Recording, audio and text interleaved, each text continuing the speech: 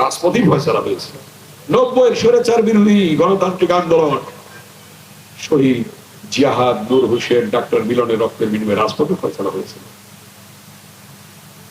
24-এর গণঅভ্যুত্থান, ইলিয়াস আলী গুম হওয়ার মধ্য দিয়ে, চৌধুরী আলম গুম হওয়ার মধ্য দিয়ে, সুমন গুম হওয়ার মধ্য দিয়ে, শত শত নেতা কর্মীর শহীদ হওয়ার মধ্য দিয়ে এবং ছাত্র জনতার সর্বশেষ আন্দোলন, এই কেরানীগঞ্জের সন্তান রিয়াজ শহীদ হওয়ার মধ্য দিয়ে, আবু সাইদ শহীদ হওয়ার মধ্য দিয়ে, ওয়াসিম শহীদ হওয়ার মধ্য দিয়ে আরেকটি গণঅভ্যুত্থান হয়েছে, রাজপথে ফয়সালা হয়েছিল। তার মানে তারেক রহমানের কথা সঠিক, রাজপথে ফয়সালা হয়েছে। আর তিনি আরেকটা কথা বলেছেন, সবার আগে কে? সবার আগে বাংলাদেশ।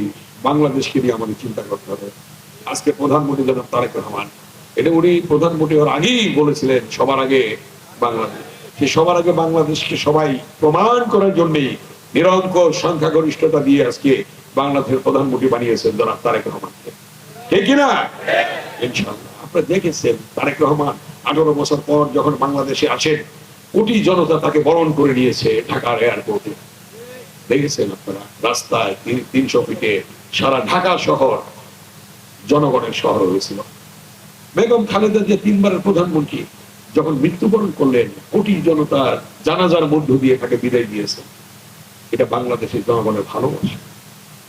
অতএব এই ভালোবাসা আমাদের ধরে রাখতে হবে, জনগণের পাশে দাঁড়াতে হবে, জনগণের সেবা করতে হবে। আমি এমপি, তাতে কিছু হয় নাই, আগে মন্ত্রী ছিলাম 2বার, তাতে কিছু হয়নি, আমরা জনগণের সেবা করেছি, যার জন্য তো আমাদের ভোট বেড়েছে নাকি?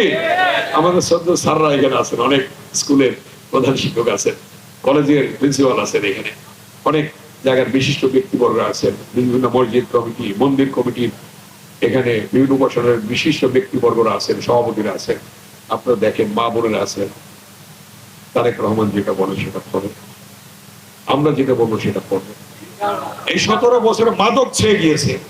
আমি এসপি সাহেবকে বলেছি, ব্যারিস্টার রবি ঢাকা জেলার আইন শৃঙ্খলা কমিটির মিটিং এ বলেছে, মাদকে ছেয়ে গেছে 17 বছরে, ধরা শুরু হয়ে গেছে। আমি একটা মসজিদে নামাজ পড়লাম, আমি এমপি হওয়ার পরের সপ্তাহে, আটির বাজার পাশে বামুনসর মসজিদের সভাপতি সাহেব বললেন যে এখানে টিপু এবং কাউসার মাদকে ছড়িয়ে দিয়েছে 17 বছর, ওদের না ধরলে এই এলাকা মাদক মুক্ত হবে না।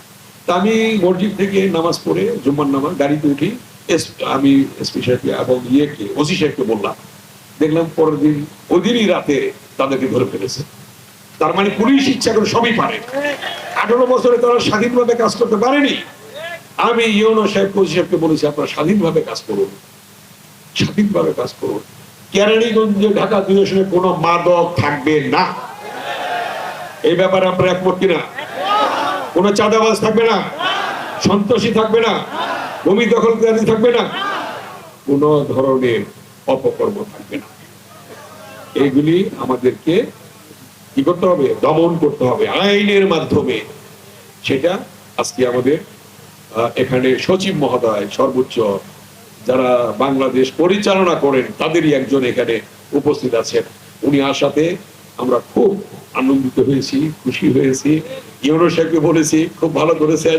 ডিসি সাহেবকে বলেছি আমি একটু আগে মঞ্চে, খুব ভালো করেছেন। আমাদের সচিব মহোদয়কে এনে সচিব মহোদয় আছেন, ডিসি মহোদয় আছেন, আমাদের এসপি মহোদয় আছেন, আমাদের এসিল্যান্ড, আমাদের এডিসি মহোদয় আছেন, এসিল্যান্ড সাহেব আছে, ইউনো মহোদয় এসিল্যান্ড সহ সরকারি কর্মকর্তারা এসেছেন, অনেক প্রত্যেক ডিপার্টমেন্টে এসেছেন। তাদেরকে একটা অভিনন্দন জানিয়ে 2 হাত তুলে করতালি দেন।